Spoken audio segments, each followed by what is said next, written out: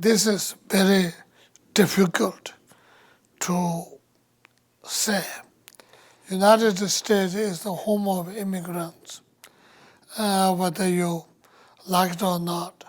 Everybody is immigrants, except if there is some maybe Native American or indigenous Americans. I'm not sure.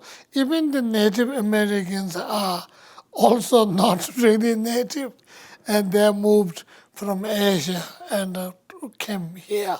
So the United States is really the only country in the world which is the home of immigrants. All our founders of the nation are immigrant from England and Europe, and so does everybody else.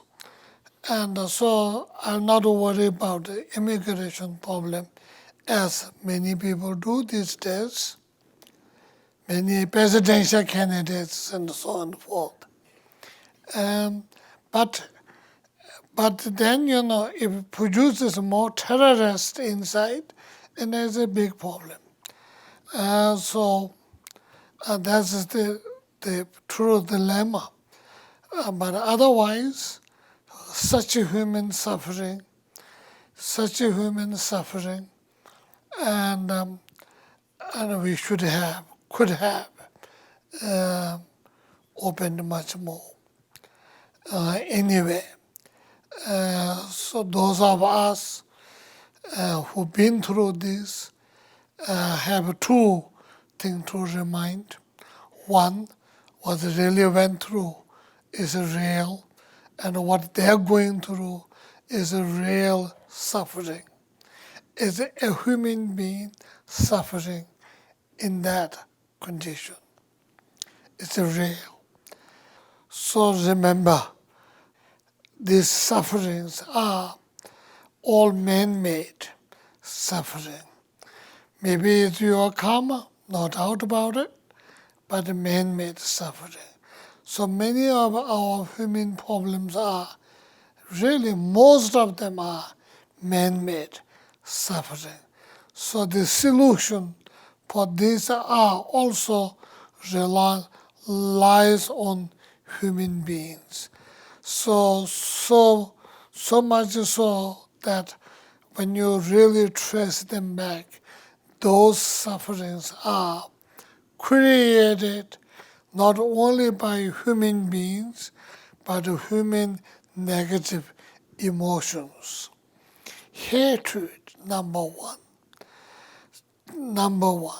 And of course, fear, hatred, jealousy. And all of them made people are miserable, their life in their own birthplace.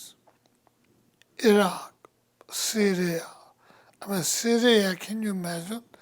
2 or 3 wars going across in the country for the last 3 or 4 years.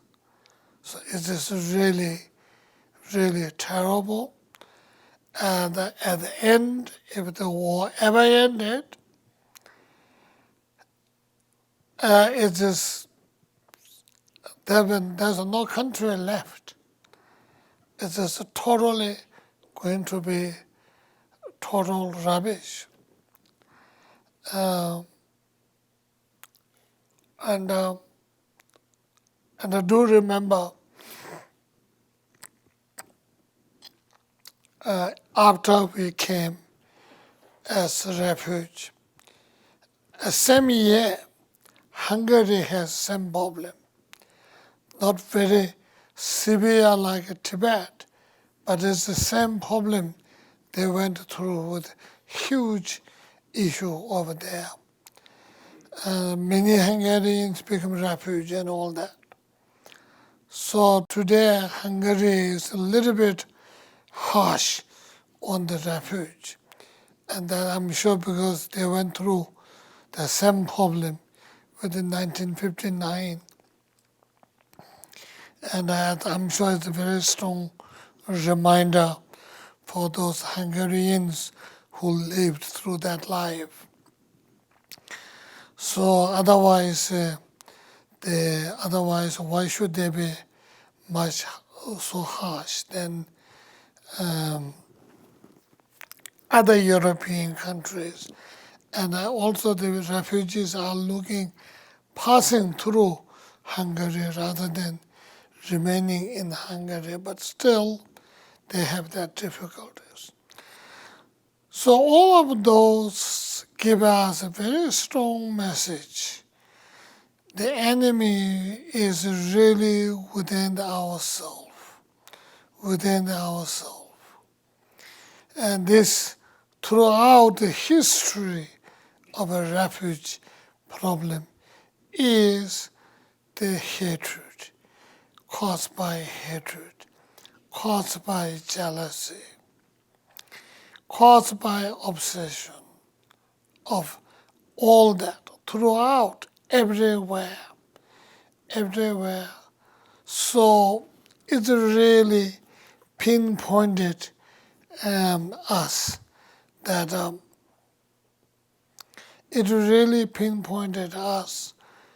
to where the really problem is.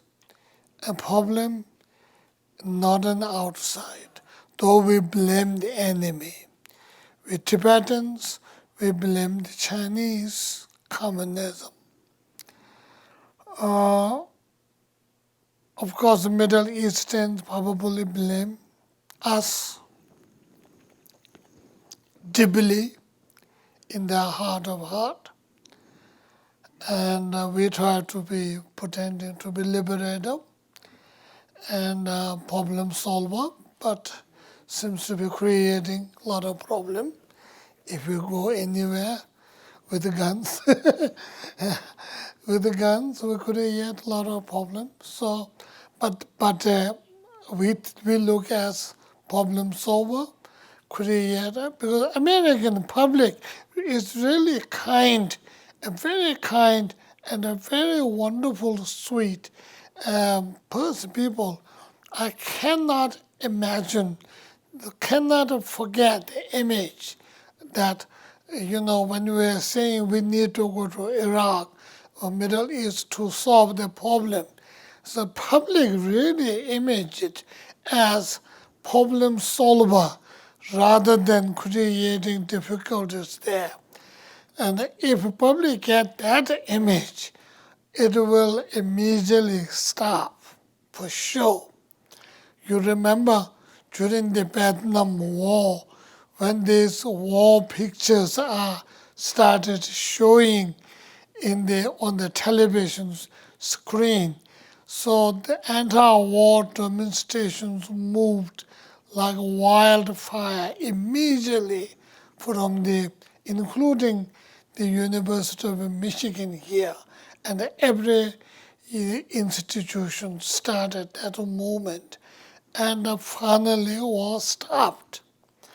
And you remember this administration during the Iraq War was so careful not to show the war picture on TV, and yet instead they showed like a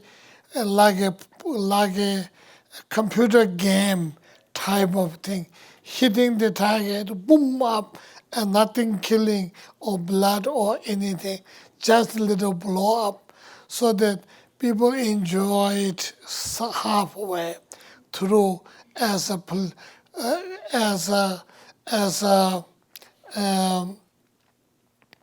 computer game or something, which somehow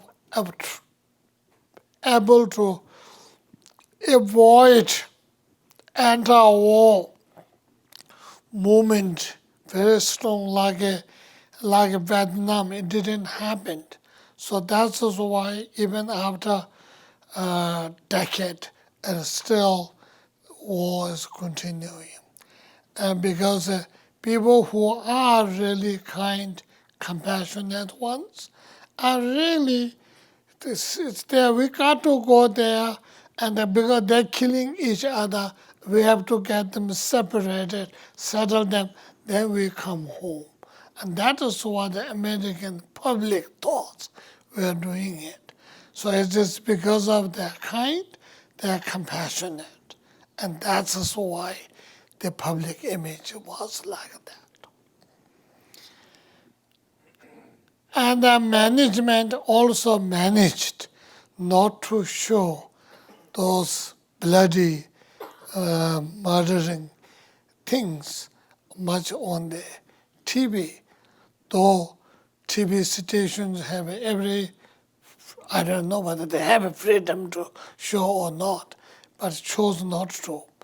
So that's this. And now the refugee problem, and they can't hide. There's nothing to hide because that's what open air, and there's no reason why they had to put a restriction. So we can see very well. And because they're having huge refugee problem because they can't live in their own house. They cannot. Exactly somewhere I left Tibet. I left my home because we thought somebody going to come and kill you. Somebody going to come and gun and shoot you. Somebody going to come catch you and put in the labor camp and make you work and die. And that's what we run. And I'm sure most of those refugees run because of that reason. So it is really the human suffering caused by hatred. It's all caused by 9/11. 9/11 was caused by hatred. The hatred of, let's call it Osama bin Laden or whoever, their group, and their hatred against us. And so then, of course, we retaliate, and then retaliated for 15 years continuously, still suffering continue. It is sad indeed. But then that is human behavior. On the other hand, that is how we behave. That is how we encourage our hatred. That is how we encourage our anger. That is how we encourage our obsession.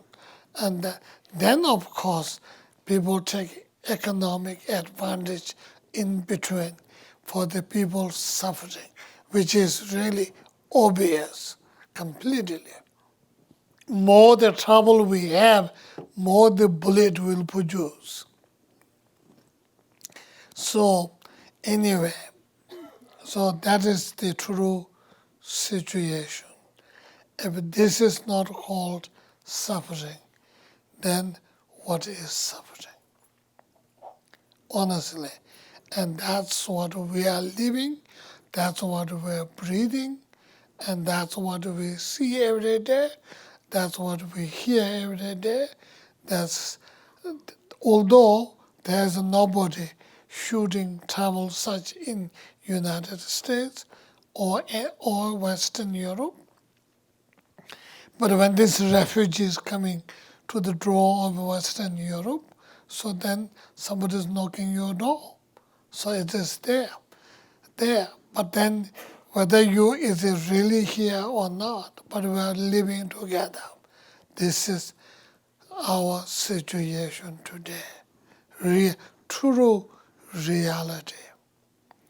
And these are all man-made because of somebody's thought, somebody's anger, somebody's hatred started all this. And if we don't take care of our anger, our hatred now, it will continuously create more trouble. Especially those capable people, those people who are well educated, capable movers and shakers, their hatred, their anger produces much bigger consequences than simple person like you and me.